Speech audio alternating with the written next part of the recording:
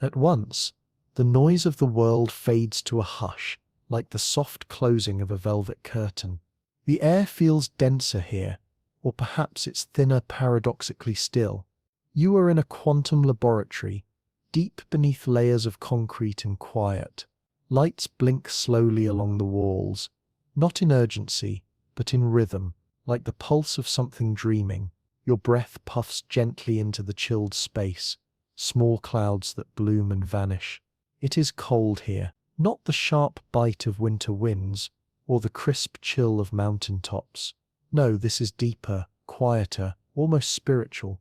It is cold, the way silence is quiet, the way stillness feels after a long exhale. This cold is not here to hurt, it is here to reveal. Everything slows. Even thought begins to soften, as if each idea now floats rather than fires. You notice how your footsteps no longer echo, how your skin doesn't shiver, only listens. Your senses expand inward. You are surrounded by the most pristine, quiet nature can offer. Low temperature purity. In this lab, temperatures dip near absolute zero, that boundary science calls 0 Kelvin, where motion itself nearly ceases. It's not that things are frozen into ice, but that the dance of atoms becomes a still pose. Imagine a ballroom where every dancer pauses in mid-spin, their bodies caught in a pose of perfect grace. That's what happens here, not stilled by fear or force, but by the absence of heat, the absence of chaos. We often think of cold as emptiness, a void, but in reality, cold is not the enemy of heat, it is its quiet twin. It is not the absence of something, but a state where disorder dissolves into order, where energy settles and structure becomes visible. Cold sharpens edges, cold reveals truth. In these chambers, scientists coax atoms into patterns, they trap them with laser beams and magnetic fields, like artists placing stars on canvas. At higher temperatures, these atoms would dance wildly random, chaotic. But here, they become serene, predictable, even poetic. This environment allows strange and beautiful things to occur. A gas of rubidium, when chilled near absolute zero, becomes a Bose-Einstein condensate. It stops behaving like individual atoms and begins to act as one, a single quantum wave, a new state of matter, so delicate that even a whisper of heat would dissolve it. You stand still, watching this play of light and field on invisible players. There is no drama here, only grace. The instruments hum quietly, like monks in morning prayer. You don't need to understand every equation to feel what's happening. This is what science becomes when it is peace. You wonder, what is it about cold that feels so wise? Perhaps it's the way it reveals essence. A warm cup of tea reveals aromas in motion, but a frozen lake reveals depth, stillness, and the clear pattern of its own architecture. Cold strips away the noisy and leaves only the necessary. Your fingers hover near a glass pane, behind which atoms lie in their suspended ballet. There is no frost, only clarity. This is not the kind of cold that chills bones, it is the kind that clears minds. Here, time feels different, without motion. Seconds are no longer pushed along by heat. Instead, they drift like soft feathers. You breathe, you listen, the silence begins to speak. It tells you that everything you know, the movements of stars, the flicker of neurons, all arise from temperature, from motion, from the jostling and bouncing of particles. And when that motion stops, when temperature is drawn out, what remains is the blueprint beneath it all, a lattice of possibility, an architecture of potential. And this stillness is not the end of energy, but the beginning of understanding. You take a step closer to the center of the lab. A console glows softly, showing graphs and curves, not erratic, but smooth, gentle as lullabies. These patterns speak a language of coherence, of quantum calm. You remember something you read once, that superconductors, those magical materials that carry electricity with zero resistance, only come alive in the cold. At room temperature, their secrets are hidden. But in the hush of near zero, they open up, like flowers blooming under moonlight. You realize now cold doesn't mute, it reveals. A spinning gyroscope, perfectly balanced, can only exist in a space undisturbed.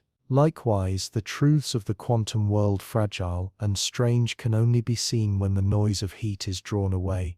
And so this place, this chamber of calm, is not a vault to keep things out, but a sanctuary to let meaning emerge. You close your eyes, the hum of the machines becomes rhythmic. You are floating, somehow, not in space but in precision. Your thoughts wander gently. Could the universe itself have begun in cold, before the heat of creation? Was there a breathless pause, a moment of pure clarity, before the first explosion of stars? Or perhaps the journey is the other way, toward a distant future, where entropy fades, where the universe cools, expands and settles into stillness once again. Is that the final state? Not collapse but peace. You open your eyes, something inside you has slowed, as if a layer of thought has frozen beautifully, not in stasis but in structure. You understand now, cold is not the absence of life. It is the frame that lets life's finer patterns emerge. It is the silence that lets the softest melody be heard. It is the page that lets ink speak. You turn slowly from the chamber, not because you are done, but because the calm it offered is now part of your breath. And as the door opens, letting in the distant hum of the world beyond, you carry with you a question.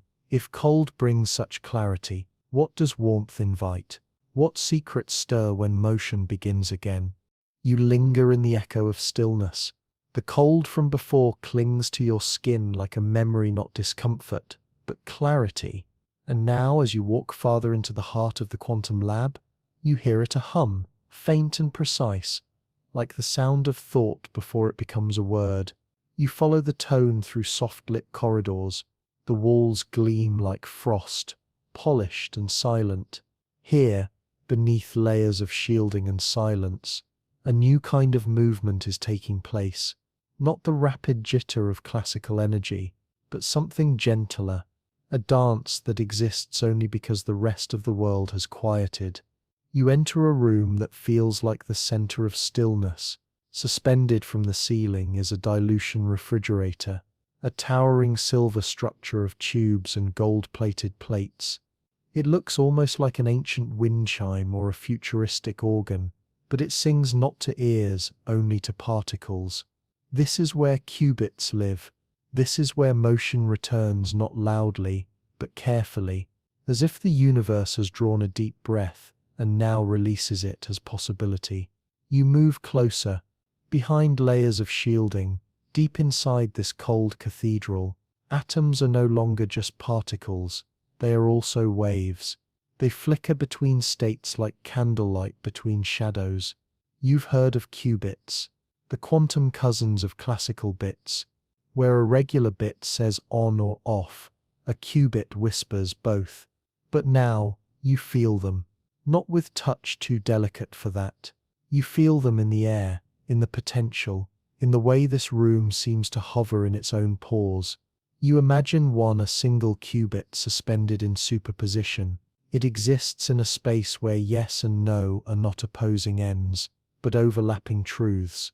You try to picture it, but it's not a coin flipping through the air. It's a coin that is somehow heads and tails, and the space between until you dare to look. Only when observed does it decide, not before. This is the gentle rebellion of the quantum world. The truth is not always there to be found sometimes. It waits to be formed. In the cold, the quantum becomes visible. Heat scrambles, but cold allows coherence. It's like a room full of people. In heat, they talk over one another, every voice blurs. But when the room is chilled, they speak in turns. Or better yet, they sing in harmony. Coherence, the sacred rhythm of the quantum.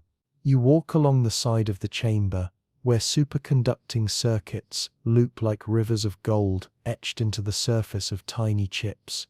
They look still, but within them currents flow with no resistance, a perfect unbroken loop. It's only possible in this hush. In this temperature colder than the void between galaxies, You pause before a display screen that shows quantum states as flowing colors, not fixed lines, but smears of possibility. A qubit begins in superposition. Not this or that, but a brushstroke across the canvas of maybes. As you watch, interference patterns rise and fall, ripples made not from water, but from logic itself. You recall the double-slit experiment, how particles behave like waves when unobserved, how observation collapses that freedom. Here, in the quiet cold, those waves breathe freely. No collapse, no noise, only elegant interference. Entanglement whispers in the corners of your mind. The idea that two qubits separated by distance can still dance in step, one turns and the other echoes the move instantly, not through space, but through something deeper. Connection beyond measurement. Beyond sight, you think of how music feels when it's shared. Two instruments in different rooms, playing the same chord, their vibrations mirroring each other not by sight, but by belonging. That is entanglement. And in this room with heat stripped away, those chords are clear, those harmonies ring pure. You sit now, quietly. The hum of the refrigerator surrounds you, a mechanical breath. Inside, the dance continues. Each qubit spins in its own rhythm, yet listens to the rhythm of the whole. It's a ballet of balance, delicate. A choreography you can't see, but feel. The science here is precise, but the feeling is poetic. Engineers speak of gates and logic. Physicists model probabilities and phase. But what you see, what you sense, is a garden growing in silence. Each qubit, a seed, rooted in stillness, blooming in possibility. And as you sit with it, you begin to see the mirror in yourself. Your own thoughts, usually scattered, heated, rushed, are now softened. In this quiet, you feel you're in a superposition. You are not one thing, not one path.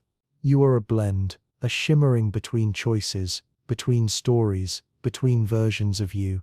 You don't need to choose yet, you simply need to be. The world teaches speed, push forward, decide, hurry. But here cold teaches stillness. Listen, float, let all versions live for a while. The wisdom of qubits is not in choosing, it's in being all, and letting time unfold meaning gently. You wonder, then, how many possibilities have you rushed past in heat? How many moments have collapsed into binary, because you didn't allow the in-between? And what would life feel like if you lived more often in superposition? Not indecisiveness, but grace, not hesitation, but potential. You breathe deeply, your chest rises in rhythm with the machine. And you think perhaps cold is not the opposite of passion. It is the pause that allows passion to emerge with precision. Even fire needs structure. Even emotion needs room. Even the heart has its own quantum logic. You rise slowly. The screens shimmer softly. A technician passes quietly by, her footsteps absorbed by the padded floor, her gaze steady as she adjusts the controls. No words are spoken. They are not needed. The language here is one of reverence. You look once more at the cooling tower, its silver limbs, its golden veins, its breath drawn from the vacuum of the cosmos. Inside, a dance continues. Faster than your eyes could ever follow, slower than your thoughts can ever tame. And yet, it moves. Even here, beneath stillness, motion endures. Not the noise of urgency, but the motion of elegance, of meaning, of quantum truth. And now you understand truth does not always arrive as a conclusion. Sometimes, it appears as a possibility that doesn't vanish when left unmeasured. A truth that glows softly when left undisturbed. The cold allowed you to listen, but the dance, the quiet movement beneath, is what you now hear most clearly. You step toward the exit. The hum continues, but it fades into your thoughts, into your breath, into the quivering silence you now carry within. The corridor stretches before you, warmer, slightly, but your steps are slower, your awareness fuller. Something inside you still spins, still balances, still dances, and just before you round the corner, you hear the question rise. If superposition reveals truth in stillness, What unfolds when observation touches potential? You sit now in a room without angles. The walls curve softly, as if molded by thought. A dim blue light spills from the ceiling like liquid dusk, and your breath finds a rhythm again. Not quite your own, but something shared with the space itself. You are no longer near the chamber of cold, but the cold remains inside you, not temperature, but texture. A stillness that settles beneath your skin, and in this place of peace, your mind begins to drift not away from the world, but deeper into it. You remember the question that waited at the door: what happens when observation touches potential? Close your eyes.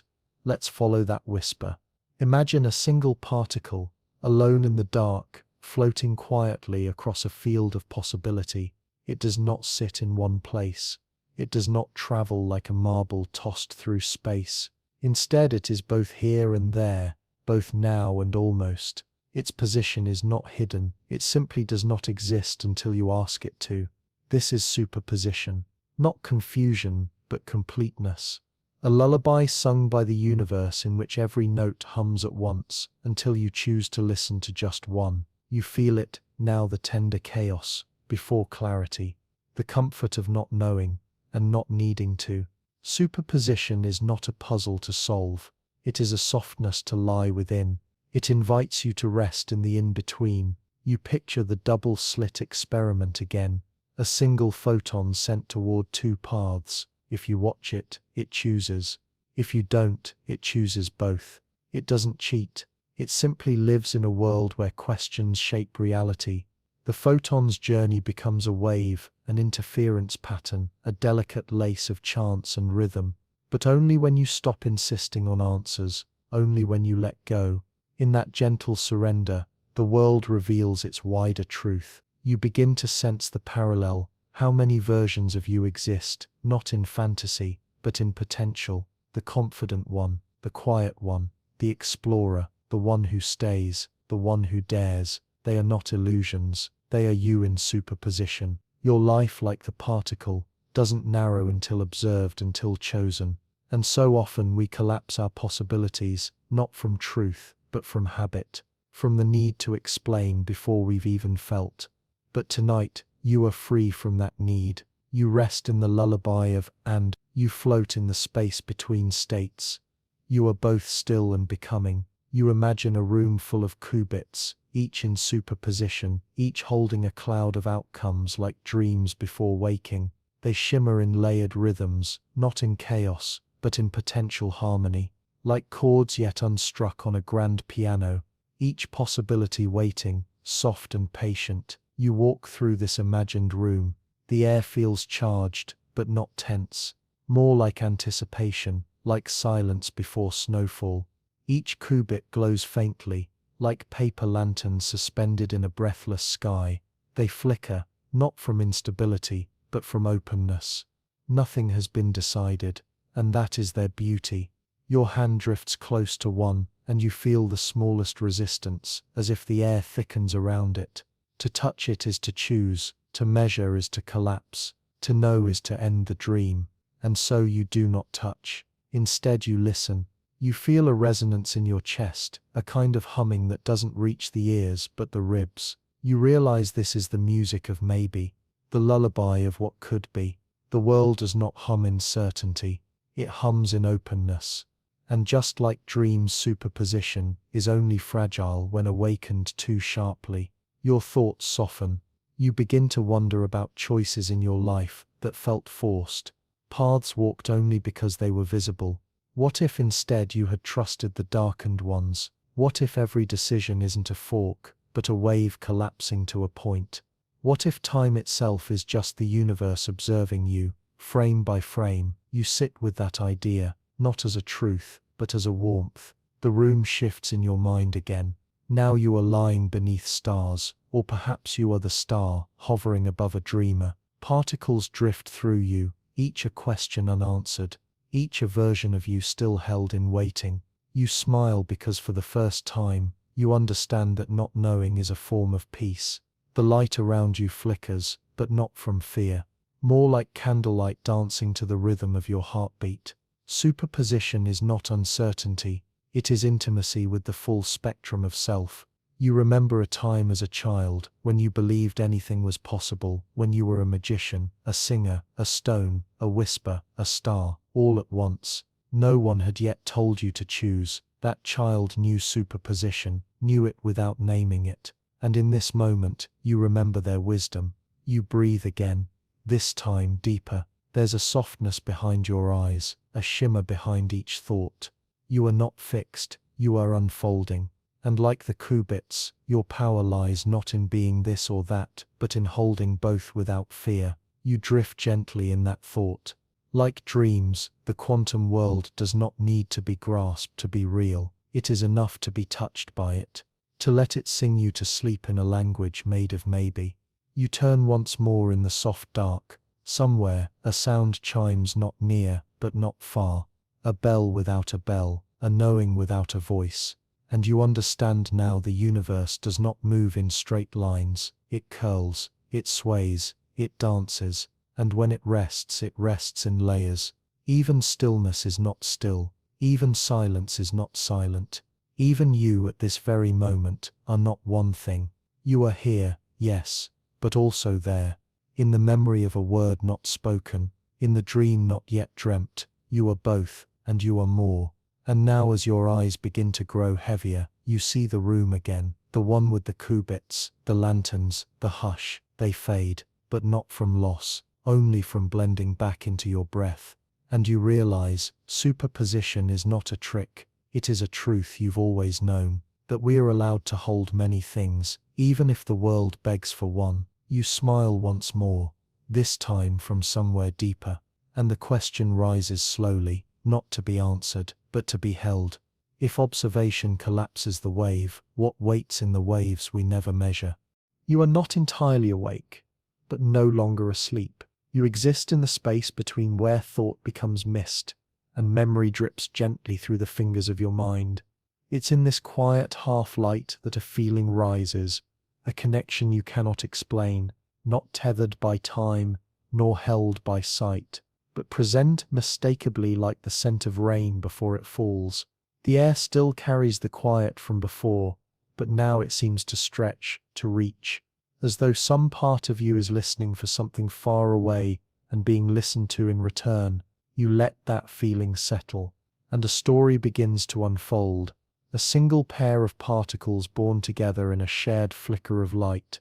Their paths diverge, pulled by the dance of experiment, by the fingers of chance. One travels here, the other there, miles apart, worlds apart, and yet they remain in step. Turn one, and the other turns, not from force, not from signal, but from some deep law beneath what we know.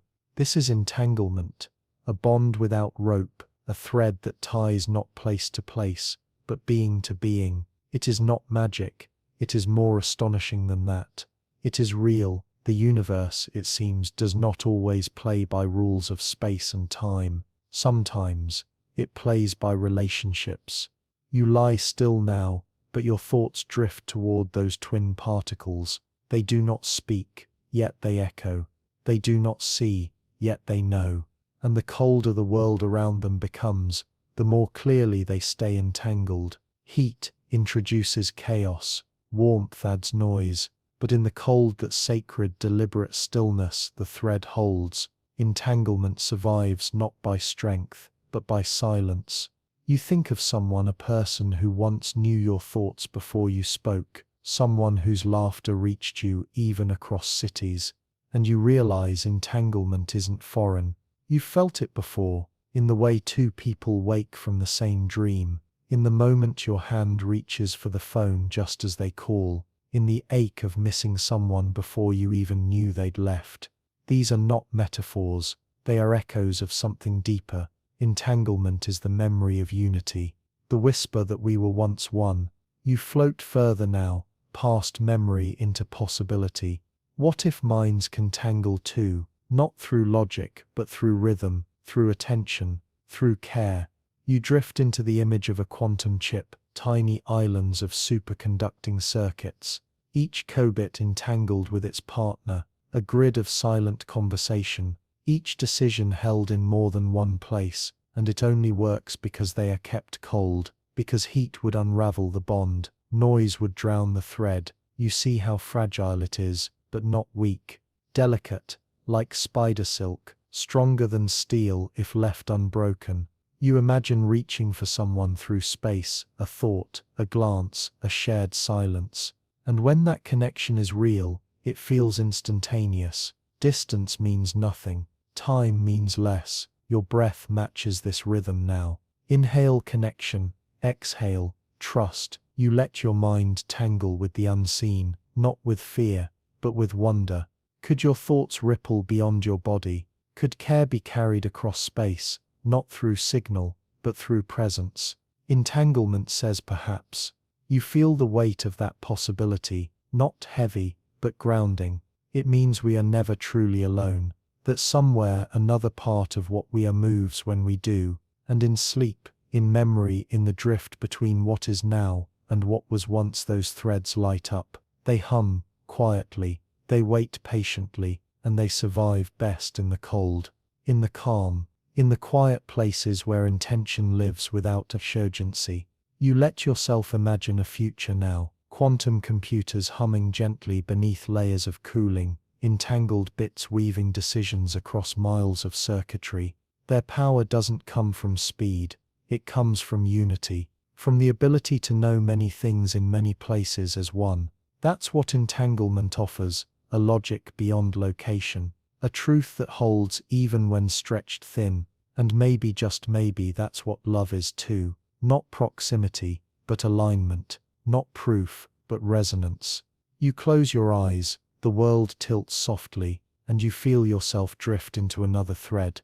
You think of dreams you once shared with someone who's no longer near, how the memory returns at unexpected hours with a scent, a word, a certain slant of light. That's the thread tugging. That's entanglement too. The particle doesn't forget, it simply waits. It turns when the other turns. You open your eyes, the room hasn't changed, but you have.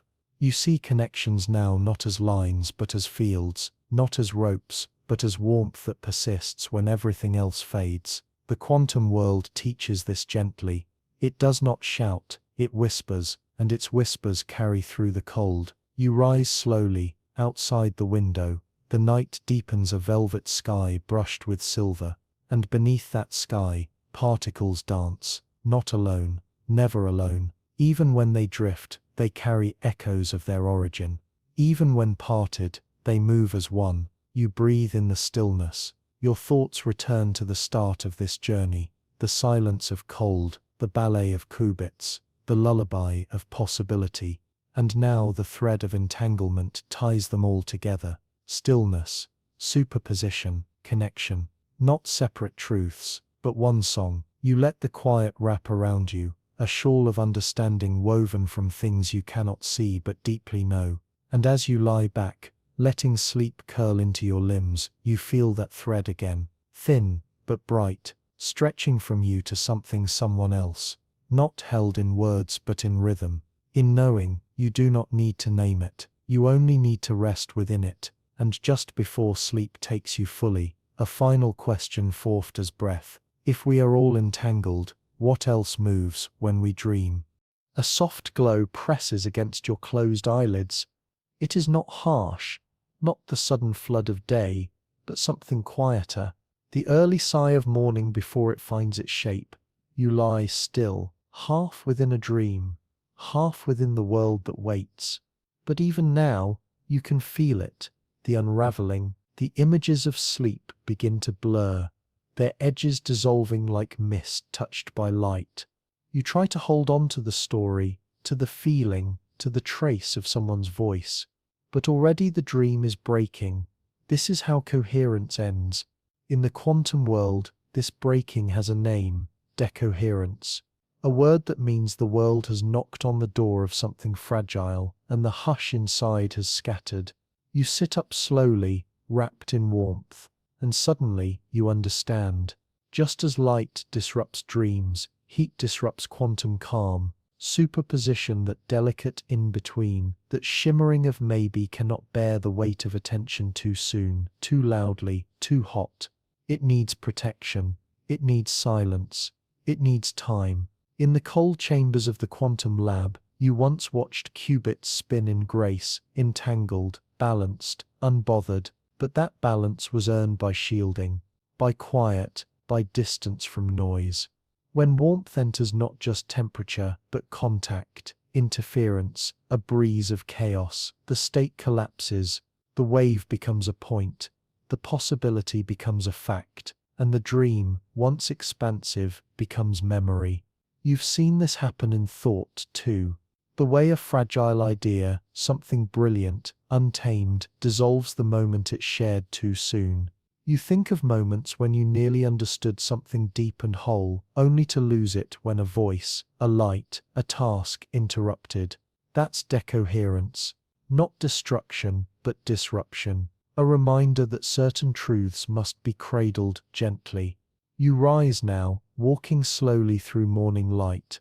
Your body, warmer, but your mind still curled around the echo of quiet. And as you move, you carry the metaphor. Imagine a qubit in superposition, floating like a dream. Now imagine the world tapping on the glass, a stray photon, a wandering molecule, a brush of warmth. That tap is enough. The wave collapses. The magic fades, not because it's weak, but because the world is loud. Coherence is a kind of faith. It only lasts as long as the silence holds. And so scientists build shields. They cool the environment. They isolate. They whisper, because to hear the quantum song, you must mute the world. You think of your own mind, how rarely it is shielded, how noise finds its way in notifications, expectations, questions, bright lights, too many voices at once. And suddenly, you see your thoughts like qubits, each one flickering in potential, until a ping, a knock, a need collapses them into obligation.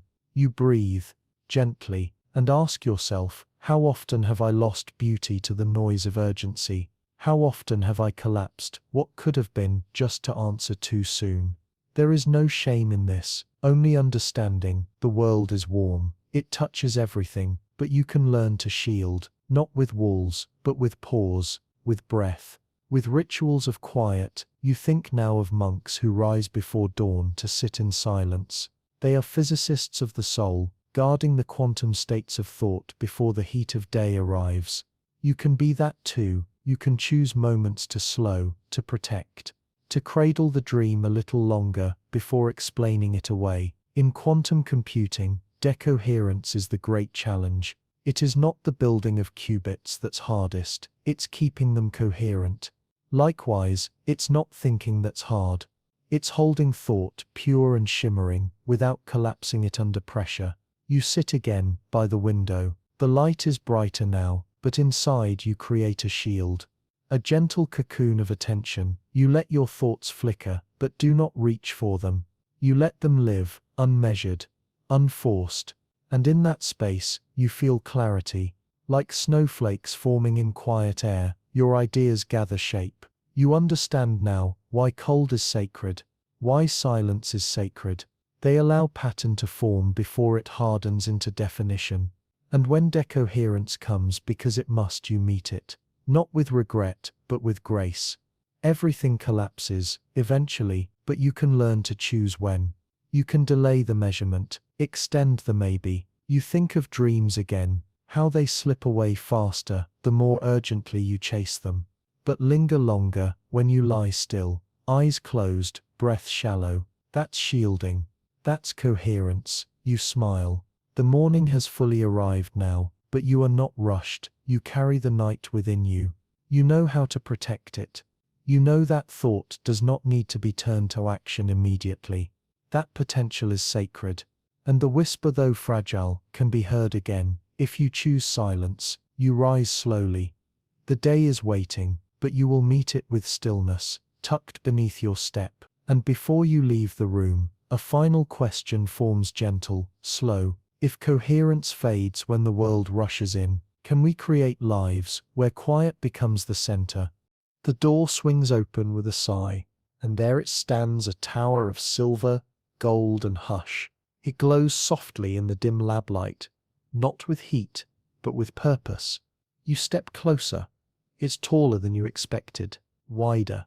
It hangs suspended from a frame, its long cylindrical body wrapped in coiled cables, its golden plates stacked like lanterns of a distant temple.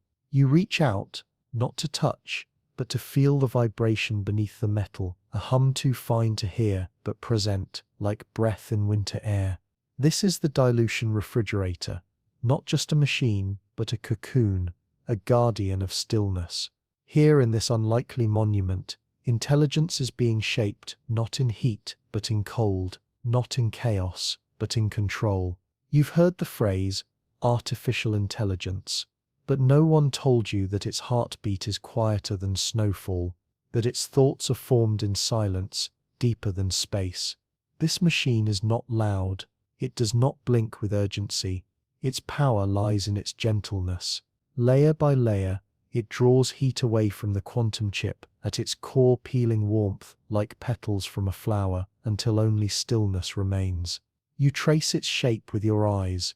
At the top, ordinary wires enter signals from the outside world. Below them, the structure cascades downward, each stage colder than the one before. There are mixing chambers, pulse tubes, helium lines that loop like rivers of thought. It uses helium-3 and helium-4, rare siblings of a rare element, swirled together in a dance of dilution. As they mix, they draw heat away from each other, cooling the system beyond imagination, to a place just above absolute 0.00015 Kelvin, a fraction of a breath away from perfect stillness. You pause, letting that sink in. This tower creates a space colder than the farthest known corner of space itself, and it does so not with brute force, but with elegance, not with flames, but with patience. You walk slowly around it, noticing how insulated it is. Foil-wrapped arms, vacuum chambers, layers of shielding to keep the noise out, because inside at its heart rests a quantum processor, delicate, beautiful, alive only in stillness. You imagine it now, a chip no larger than your thumb, nestled in the machine's core like a pearl. Its tiny circuits etched in superconducting gold, its qubits balanced in superposition, entangled, ready to compute in dimensions classical machines can't imagine, but only if the silence holds, only if the cold remains. This is why quantum computers live in freezers, not because they are primitive, but because they are precise. At room temperature, atoms jostle, spin, collide, their motion becomes noise, their noise becomes confusion. But here in this chilled cathedral, the noise fades, and thought becomes pure. You recall the chapters before the ballet of qubits, the hush of superposition, the fragility of coherence. Now, you see the protector. The refrigerator is not an afterthought, it is the beginning, it is the silence before the song. You look again at the tower.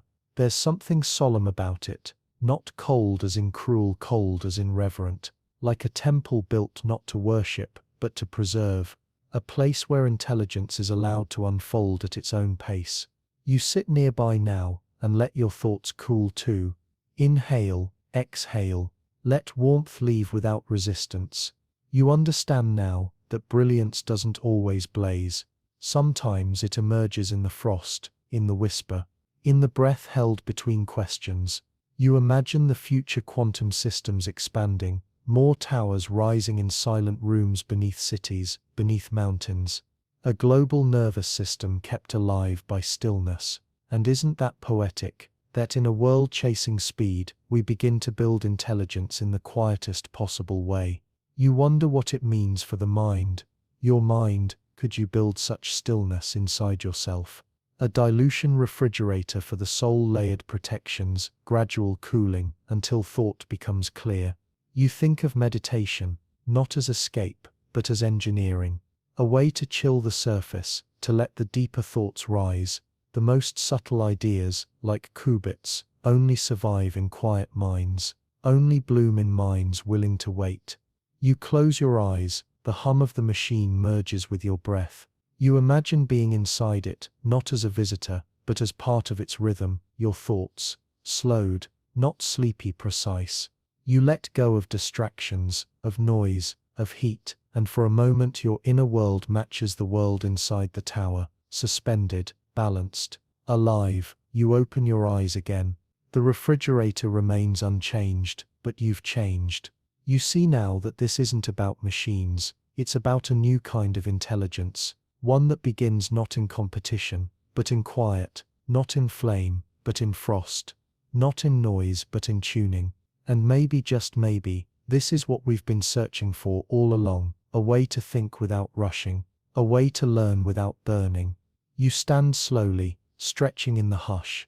The lab light flickers gently. Outside, day stirs again, but inside this chamber, intelligence remains asleep or perhaps dreaming. And as you turn to leave, you hear the hum behind you. Not a sound, but a presence. The whisper of a mind, not born from flesh, but from stillness. And a thought floats beside it. If cold gives birth to clarity, what else might bloom in silence? You sit again in the hush. The hum of the dilution refrigerator still lingers in your skin, not as a sound, but as a sensation, like the faint echo of waves long after the tide has pulled back. The air is slightly warmer here, but the rhythm remains slow. You've learned to walk with thought now, not chase it. And today the question stirs gently within you. If quantum computers promise speed, why is everything built so slowly? You rest your hands on your knees and let the question unfold. Speed in the classical sense is familiar.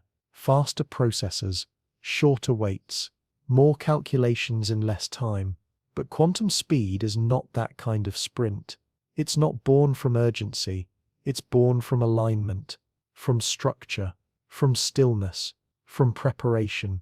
A quantum computer doesn't race faster than a classical one because it runs harder, but because it travels many paths at once. That's where the speed up lives, not in effort, but in possibility. But to hold those paths open, to keep superpositions alive, you need silence. You need patience. You need cold. You think now of a pianist.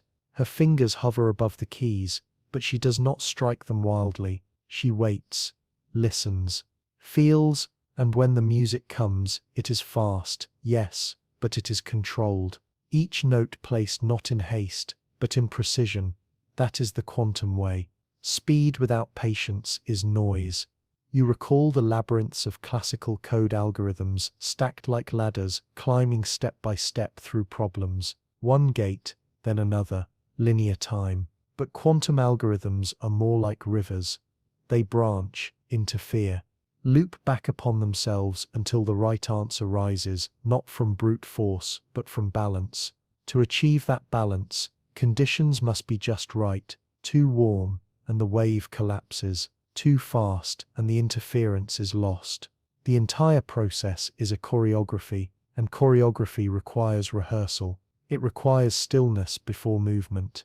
A quantum speed-up, you realize, is not a sprint, it's a bloom. A seed planted in silence that opens when the time is right.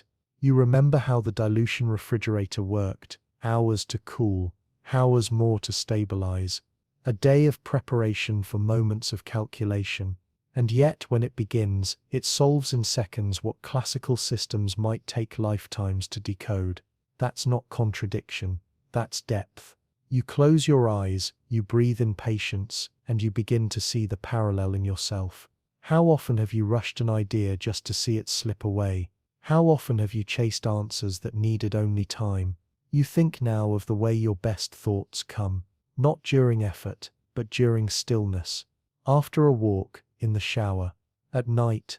The speed of insight has little to do with the ticking of clocks. It arrives when the mind is ready, not when it is forced.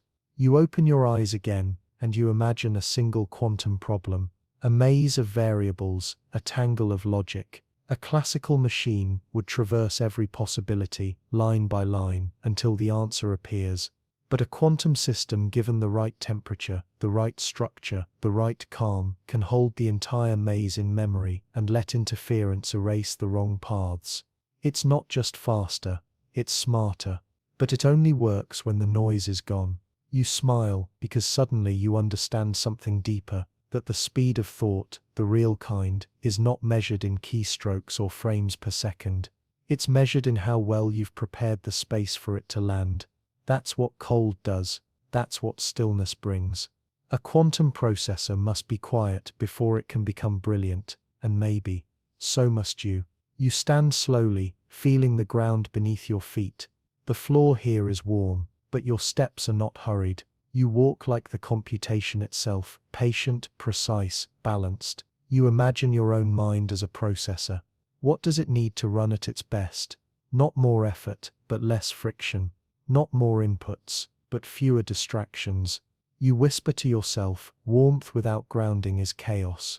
Cold without clarity is silence, but calm, true calm is the condition for insight. You reach a window at the far end of the lab. Outside, the day is passing. Slowly, the sun traces arcs across a sky that doesn't rush. Even nature solves things slowly. A tree doesn't grow faster when shouted at. It needs time, it needs stillness, it needs trust in the unseen process. You think now of all the times you pushed for answers, the days you forced creativity, the nights you chased clarity, and how often it came only after you stopped asking, only after you went quiet. That is the paradox. Speed arrives when you no longer chase it. It shows up after you've cleared the space and cooled the noise. The qubits know this. They teach you without teaching. Their wisdom is written in temperature, in rhythm, in waiting. You breathe again, this time slower than before. You feel your thoughts like waves, not crashing, lapping gently at the shore of awareness. And in those waves, answers shimmer, not fully formed, not yet, but close. That's enough, because the answers that matter are not the ones that arrive fast. They're the ones that arrive real. You sit again, just for a moment. Let the lab hum behind you. Let the warmth of the day touch your shoulders, but not rush your pulse.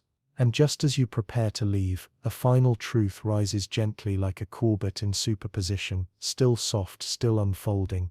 If slowness can birth precision, then maybe waiting is its own kind of knowing. The room is dim again, soft as twilight. You stand before the silver tower, once more the dilution refrigerator, guardian of quiet, temple of slowness. It hums like a lullaby now, a sound you no longer hear with your ears, but with your breath. You've come to understand its rhythm, its need for silence, its language of cold. But tonight you learn something new, because even in the most perfect cold, even in the most delicate shielding errors still whisper, a single vibration, a particle of heat, a stray photon wandering in from the world. That's all it takes to unravel the dream. Inside the heart of the quantum processor, qubits shimmer in superposition, balanced, entangled, poised. But they are also fragile, not weak but sensitive. Their beauty lies in their openness, and that same openness makes them vulnerable. A breeze of interference, a flicker of thermal light, even your breath, if close enough, could cause collapse. You picture a child, curled in sleep, eyes fluttering behind lids, mind deep in a dream too delicate to retell. You would never shout near that child. You would never turn on a lamp or slam a door. You would tiptoe, whisper, shield the dream. This is what error correction means in the world of quantum thought. Not fixing mistakes after they happen, but preventing the dream from being startled awake. You walk slowly around the machine. Somewhere deep inside, error correction is at work, but not like it is in classical computers. There are no delete keys, no do-overs, because once a quantum state collapses, it cannot be revived. It is no longer maybe. It is measured. It is done. So instead of patching mistakes, quantum error correction hides the truth, wraps it gently in layers of support. A single qubit is never truly alone. Its information is spread across several others redundantly, elegantly. If one flickers, the others hold it steady. They protect the pattern, even as individual parts tremble, like a group of friends holding hands in a storm. One stumbles, but the rest anchor them. This is called encoding, logical qubits built from physical ones. an idea stretched across a lattice of companions, and just like that child dreaming, the qubit doesn't know it's being guarded. It only feels safe.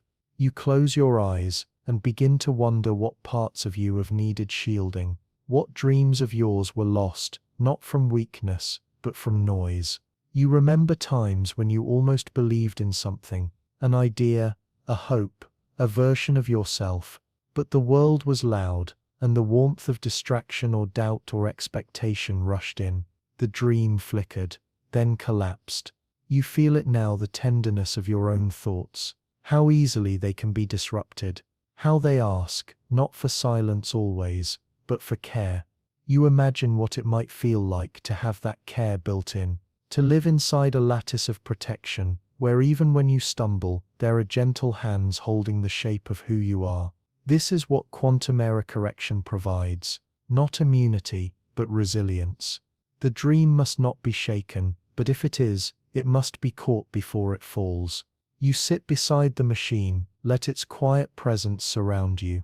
You remember the cold again, not just temperature, but purpose. The cold here isn't just for computation, it's for preservation, a buffer between the mind and the world, between thought and disruption. You realize now, the future of intelligence depends on empathy, on the ability to protect what is precious before it breaks, on building systems and lives where the delicate is not dismissed, but defended. You open your eyes, the machine remains, still steady, dreaming its frozen thoughts beneath layers of shielding, and you realize there is no such thing as perfect silence. But there is such a thing as prepared silence.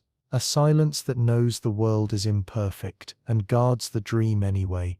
You think of your own thoughts again, the ones that come slowly, the ones that need space. Could you protect them too? Could you wrap them in routines, in solitude, in rituals of quiet? Could you build your own error correction, not through control, but through compassion? You breathe deeply, and in that moment you feel it, your inner processor, cooling slightly, not to freeze, but to remember. You understand now that thought is a gift, that every dream, every insight, every fragile yes is something worth guarding. And you walk to the window, just as the sky begins to darken deeper, stars blink softly in the silence, and you think maybe they too are qubits. Maybe the night is a lattice of protected dreams, holding each other steady against the noise of day. You arrive at the threshold of thought, not your own, but a new kind of mind being born from silence. The door to the dilution refrigerator opens once more, but tonight you do not stay outside. Tonight you step in, you pass through the layers, each colder than the last, until the warmth of the world disappears behind you. And there, in the very heart of the machine, you find it a landscape like no other, a frozen garden, spread before you like a dream. Etched into a polished surface, barely the size of your palm, lies the qubit processor. But it does not look like a machine. It looks like life, tiny islands of superconducting material, graceful loops and branches connected by slender lines of gold curving like vines.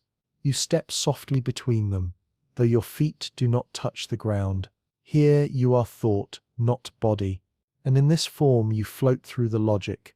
Each island is a qubit, a node of delicate possibility, balanced in silence. The ground beneath them, the chip's substrate is colder than the vacuum of space.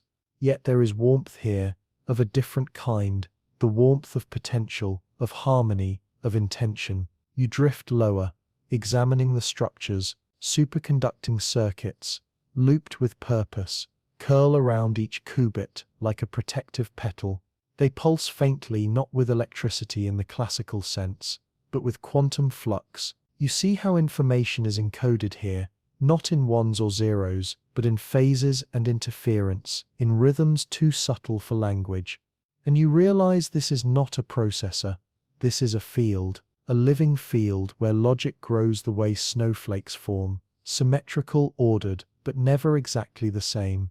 Each qubit rests in its own tiny clearing, its interactions carefully limited by space, by shielding, by design, and between them connections called qubits, threads that link one blossom to the next, allowing entanglement to stretch across the grid like roots beneath frost. You feel the coherence here, the balance, a harmony not of noise but of cancellation. You think of a Zen garden, raked stones, curved lines in the sand, the beauty of emptiness. This chip is like that. Its power lies not in clutter, but in space, in precision, in restraint, and in its cold, its sacred cold, which holds it all together. Without that chill, these structures would collapse. The superconducting paths would resist. The logic would decay, but in the cold, everything sings. You pause now, above one particular qubit. It flickers in and out of phase, not in movement, but in existence. Its state is not 1 or 0 but both, and all in between. It is not static, it is possibility. And you feel, in this moment, the strange intimacy of logic. That thought, at its most refined, is a garden. It is tended, nurtured, pruned, each part dependent on the care of the environment. You wonder how many layers protect this chip. You recall the materials stacked above it, copper shields, vacuum enclosures, thermal baths, all to keep the noise out, all to let the logic grow undisturbed. And you begin to understand that intelligence, true intelligence, does not begin in fire. It begins in frost. It blooms in silence. It unfolds where the world cannot interfere. The garden does not shout. It does not hurry. And yet it solves, faster than any storm of ones and zeros, faster than any classical thought. But only when the conditions are perfect. You drift again from one qubit to the next, from one patch of the garden to another.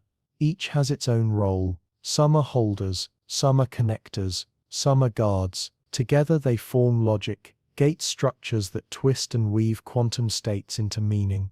And all of this quiet blooming, is made possible by superconductivity. A word you've heard, but now feel. In this garden, currents flow forever, without resistance, like wind through an open valley, unimpeded, like thought, when the mind is still. And because there is no resistance, there is no heat. Because there is no heat, there is no noise, and because there is no noise, there is coherence. You marvel at the elegance. This is not brute force computation. This is not stacking logic until something breaks. This is design as meditation. You remember the previous chapters, superposition, entanglement, decoherence, and now you see where it all lives. Here, in this frozen field, the qubit garden, not imagined, real, engineered by hands that learned to listen before they built. You float higher now, looking down on the full lattice, a grid, a constellation, a symphony of still thought. And in this moment, you realize something simple. The future of intelligence is being grown, not forced, grown. And like all gardens, it requires patience, protection, and a deep respect for silence. You carry that truth with you now, not just as knowledge, but as feeling. You think of your own mind, its pathways, its gates. Could you build a garden there too? Not of productivity, but of possibility. Could you let logic bloom without rushing it? Could you protect your thoughts with the same grace? You drift back now, out from the heart of the processor.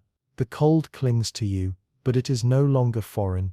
It feels like home, like clarity, like space. You pass again through the layers' thermal stages, cooling chambers, quiet barriers, and as you return to the outer world, warmer and noisier, you hold the garden in your breath.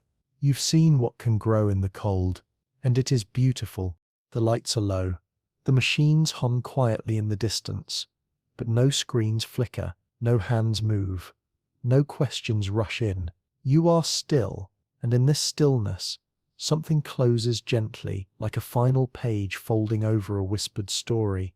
You've walked a strange and beautiful path, through chambers colder than space, through lattices of light, through thoughts suspended in superposition, entangled, encoded, protected. You've seen how quantum computation is not a sprint, but a bloom, not a blaze of fire, but a hush of frost. And now you arrive at the final question: will cold always matter? You sit with it, not to answer, but to feel, to remember. From the first step, the cold was not an absence. It was presence. It was care. The cold made motion precise. It preserved thought. It made the fragile visible. It allowed quantum states to live. Without it, the quiet garden wilts. The waves collapse. The quiet brilliance becomes noise. You recall the dilution refrigerator, silver and suspended, holding its breath to guard a tiny island of thought. You remember the lattice of qubits, delicate and frozen not in time, but in clarity. And most of all, you remember how each chapter was a return to stillness. Not because heat is the enemy, but because cold is the beginning. Even in the future, when quantum processors grow larger, faster, more robust, the cold will still be there. Not as inconvenience, but as sanctuary. Not as delay, but as discipline. Cold is not what slows the machine. Cold is what allows it to sing. You breathe in, deep and slow. You feel the pattern now, the symmetry. In classical thinking, we chase warmth, more speed, more energy, more power. But in quantum thinking, we learn to listen. We learn to shield. We learn that some things only emerge when the noise is gone. And maybe, just maybe, that lesson doesn't end with machines. You close your eyes, let your thoughts drift. You imagine a world where the wisdom of cold guides, not just computation, but conversation, where stillness is not emptiness, but preparation, where silence is not the absence of answers, but the beginning of better questions. In this world, decisions are not rushed, dreams are not interrupted, ideas are nurtured before they are harvested, just like qubits, just like children, just like stars. You open your eyes again. The lab seems farther away now, not in space, but in urgency. You are no longer a visitor. You are part of its rhythm, and the cold, it lives in you now. Not as chill, as calm. You've learned to wait, to hold, to protect. And that will remain, long after the machines evolve. Even if someday quantum computers run warm, the principle of cold will still matter. Because what the cold gave us wasn't just function, it was philosophy. It taught us that brilliance doesn't need to shout, that speed is not always forward, that protection is not weakness, that patience is intelligence. You walk slowly now, through the final hallway, the lights grow dimmer, but your steps do not falter. You think of the spark that decoheres a dream, the hum that shields it, the loops that connect logic, the hands that design them to cradle, not crush. And you think, if we build the future with this kind of care, what else could we protect? What else could we understand? What thoughts still wait beneath the noise of our world, too subtle to be seen until we still ourselves? Maybe cold will always matter, because stillness will always matter. Maybe the next frontier won't be a faster chip, but a slower heart, one that listens, that shields, that grows the logic of peace in frozen soil. You stand now at the edge of everything, the hum behind you, the stars before you, and the final truth lingers not loud, not proud, just present. The way all real truths arrive,